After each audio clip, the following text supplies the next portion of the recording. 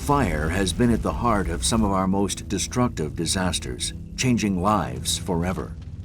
One tinder dry summer, hell comes to earth as communities fight for their very existence against an unforgiving firestorm.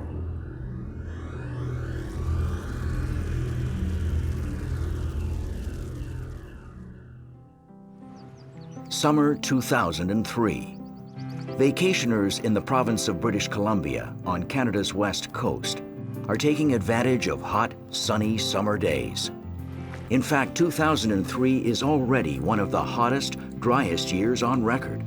Good news for the tourist town of Kelowna in Okanagan Mountain Provincial Park. Kelowna is a city of about 100,000 people, and it's known as a retirement haven, but also the job market is pretty good, so you've got young people coming out here for the recreational lifestyle. Most residents agree that Kelowna is the gem of the Okanagan, and nowhere is this more true than in the Mission subdivision, an area on the south perimeter that features some of the city's most luxurious homes. One of them belongs to retired geologist Murray Road and his family. Well, it was modest, but it was still a bit upscale. We had only been living there for a year and a half. It was our dream home. Not far away, the retirement home of Edgar Fenwick hugs the shores of Okanagan Lake. It was built to take advantage of the shoreline, so it sort of wraps around the shoreline. It's quite long. It took me about 2.5 years to build this house. The Fenwicks and the Roads, like many Kelowna residents, are keeping a watchful eye on the forests that surround them. Drought conditions are double the normal levels by July. North of Kelowna, in British Columbia's east-central interior, is an area known as the North Thompson Valley. It includes the towns of McClure, Lewis Creek, and Barriere. Much of the lumber harvested in the North Thompson Valley is processed in the small town of Lewis Creek, 56 kilometers north of Kamloops. The majority of Lewis Creek's residents are employed at the sawmill. Rob Rutten owns an antique store on property adjacent to the sawmill. Once a general store, it is now a thriving business and popular tourist attraction. It was one business that I was in that every morning when I got out of bed, I was anxious to go and open the doors, and I look forward to every day. Rob Rutten cannot know that the daily routine he loves so much is about to change. Residents of BC's interior are used to hearing about forest fires in the summer. On average, there are over 1,800 fires each year. But at the end of July in 2003, the beginning of the forest fire season, there are already more than 800. The increase in the number of fires has not escaped the attention of Kelowna's fire chief, Jerry Zimmerman. It was such a dry, hot summer with very little moisture, and that was the main thing that put us at risk. While lightning is the main cause of forest fires, many fires are also started by humans. Wednesday, July 30th, 2003. In the tiny town of McClure, just south of Lewis Creek, resident Mike Bearer extinguishes a cigarette at the foot of a forested mountain. Thought he'd extinguished it, but it didn't go out. He went for help immediately. By the time help came, it was out of control. In just 24 hours, a small brush fire started by a cigarette becomes a full-blown forest fire. By Wednesday evening, the Forest Service was all over it. They had 7 bombers and 3 helicopters working. BC's forest services are stretched even further as the number of fires continues to grow. The next morning, 16 fires are reported, including one on the slopes of Okanagan Mountain, 20 kilometers south of Kelowna. The fire on Okanagan Mountain doesn't expand as much as it explodes. On a fire ranking scale of 1 to 6, this fire is a very dangerous rank 5. By the next afternoon, crown fires ignite the treetops like Roman candles. You have a full-blown continuous crown fire that sees a wall of flame to about 2 to 3 stories high. Temperatures are in the realm of about 900 degrees Celsius. The McClure fire is also out of control and is racing north towards Lewis Creek. Residents of Lewis Creek can see the fire's approach in the distance, but most are sure that firefighters will prevent it from reaching their community. And it was just an absolutely incredible sight watching these flames hundreds and hundreds of feet high and burning absolutely totally out of control. Residents in the small town of Lewis Creek prepare for an anticipated evacuation order. But as massive fires march toward their communities, residents of Lewis Creek and Kelowna slowly become aware that their worst nightmare is about to come true. The evacuation notice Rob Rutten is expecting comes the very next day. But it's worse than he thought. He is only given 1 hour to evacuate. The fire is advancing at an incredible 80 meters per minute. You could actually hear the fire advancing. And as we left the community, it broke over this hill, the fire itself. When a fire is at that stage, there isn't anything you can do about it but get out of its way. It decided that Lewis Creek's days were done, and it took the town. The 3,000 residents of Lewis Creek and Barrier have been evacuated to Kamloops to wait for any news about how drastically their lives have been affected. The next day, the BC government declares a state of emergency for the entire province. But in Kelowna, for the next few days at least, the fire on Okanagan Mountain is little more than a spectacular light show, enjoyed by residents of the affluent Mission subdivision. It looked like fireworks in the distance. It was strange. It was, an explosion here and an explosion there. Oh, there's one over there. Oh, look at that. At first, the fire heads in opposite directions, like some two-headed monster. Then, on Tuesday, August 19th, shifting winds send the firestorm on a beeline for Kelowna. Some people reacted very intelligently and moved out their valuable furniture and so on. But a lot of them really didn't do anything. They just didn't believe that that fire would actually consume their home.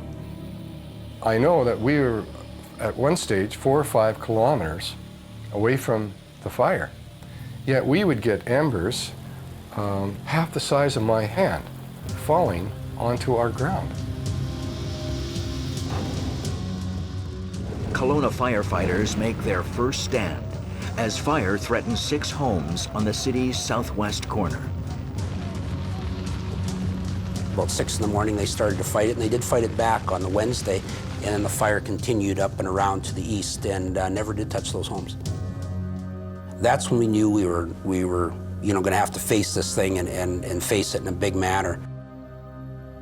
The next day, another shift in the wind sends the fire directly towards the Mission subdivision. Some 30,000 residents get word to evacuate immediately, including Fire Chief Jerry Zimmerman. That's the second largest evacuation in Canadian history. Guy just came around yelling it was like a town crier. He went up and down the streets, get out, get out, get out. You only have an hour. We had helicopters, we had bombers, and you would think it should be able to be stopped. But it became apparent that it couldn't, because I would watch a helicopter go in with buckets of water and then a bomber follow in through, and it virtually wasn't doing any good. While his neighbors leave their houses to the fire, Edgar Fenwick and his friends set pumps in the lake and run hoses up to his house. They are going to make a stand against the fire. That night, fire reaches one of the South End suburbs. The subdivision that got hit first, Rimrock, It was a subdivision, I believe, of about 33, 34 homes. That Thursday night, we lost 15 of them. When we pulled our guys out, they said they could hear, propane tanks going up. It was a real hard pill to swallow for our guys, but that was our first big hit that Kelowna took.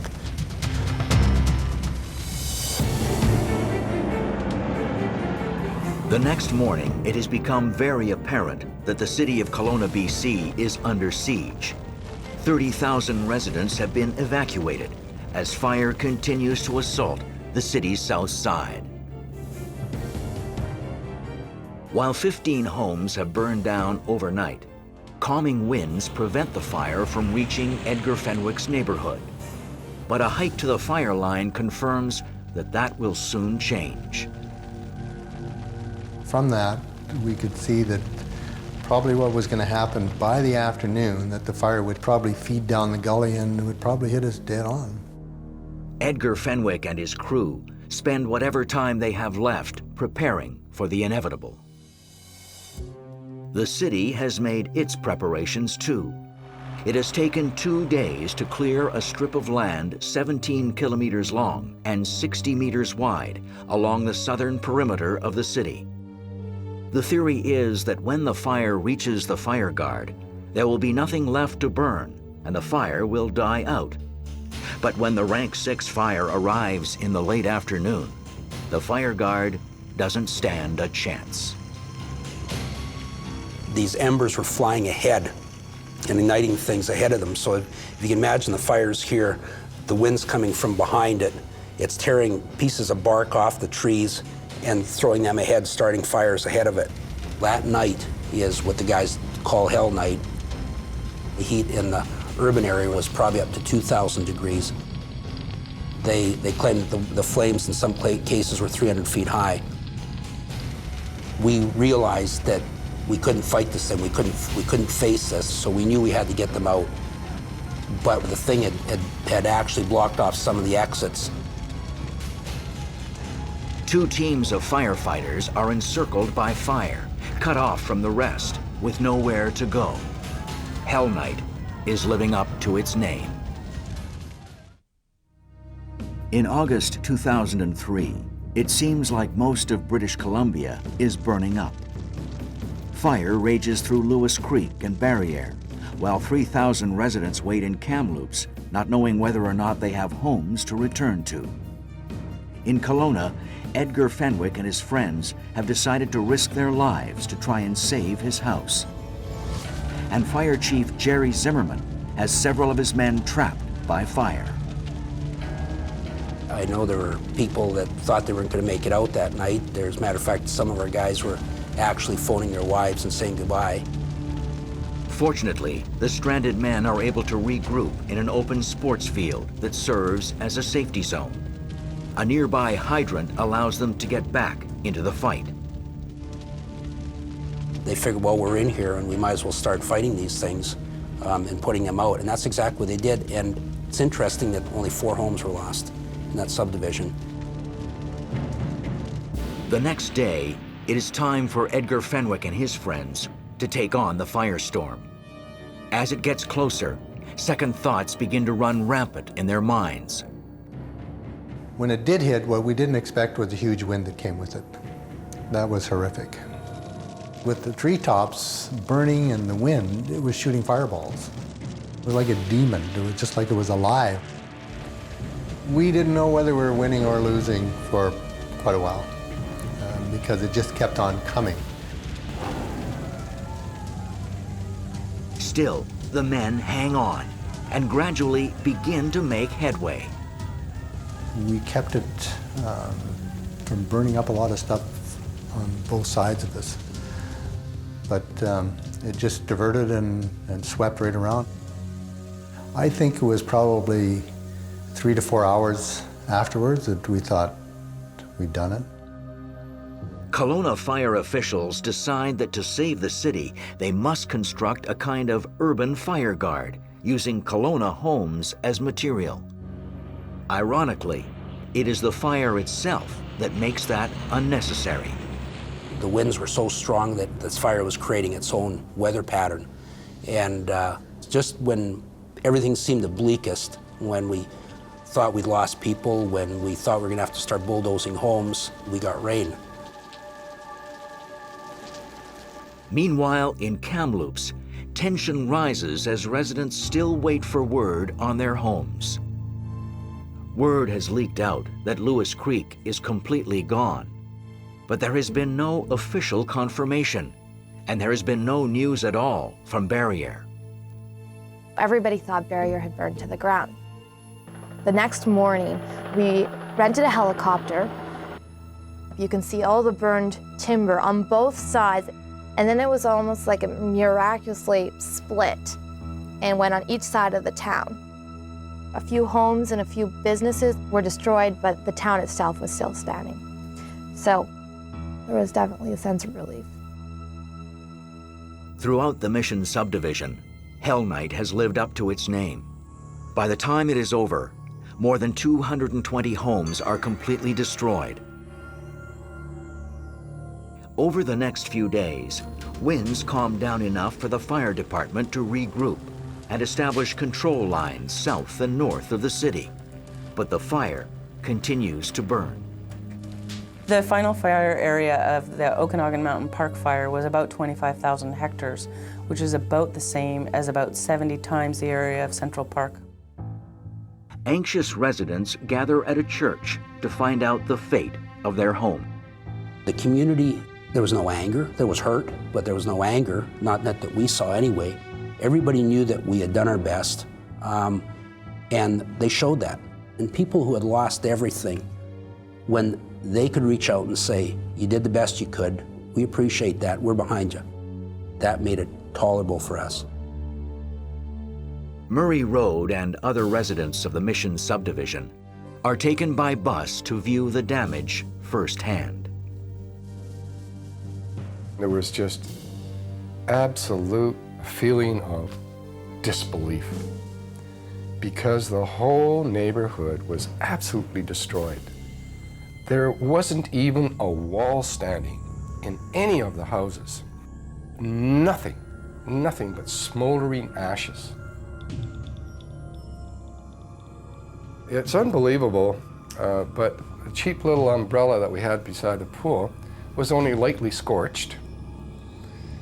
Yet the house was totally destroyed. And in front, the marigolds, which were only about 30 feet from the house, were as fresh and vibrant as ever.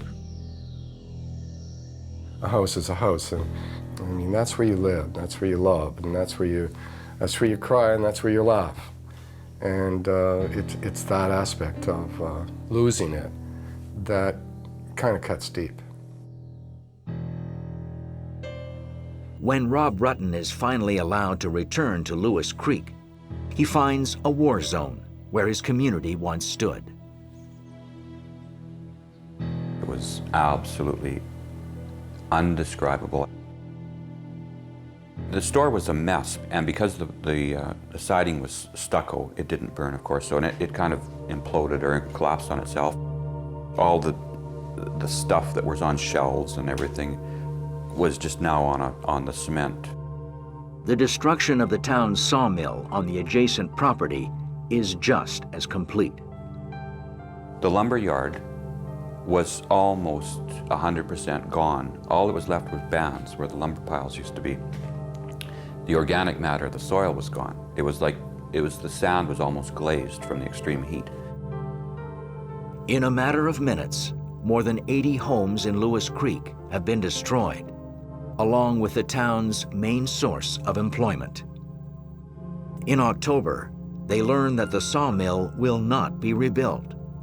180 townspeople are out of work.